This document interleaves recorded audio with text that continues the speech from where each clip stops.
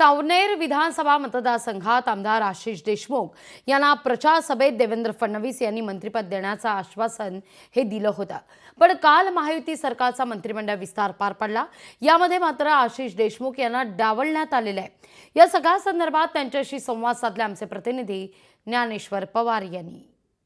आपल्या सोबत भाजपचे आमदार आशिष देशमुख आहे। भाऊ, काय सांगाल? खुद्द मुख्यमंत्री देवेंद्र फडणवीस यांनी अखेरच्या प्रचार सभेत आपल्याला मंत्रिपदाचं आश्वासन दिलं होतं। काल मंत्रिमंडळ विस्तार झाले, आपलं नाव सुचवलं गेलं।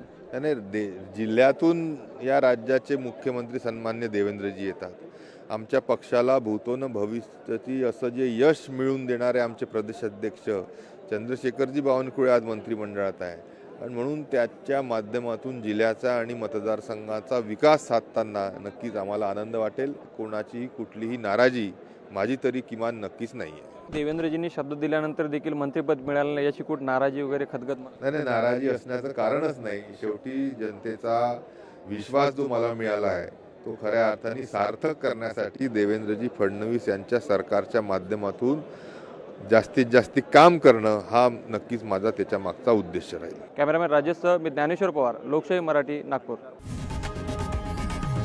लोकशाही मराठी ऐका, पहा, जागरूक रहा।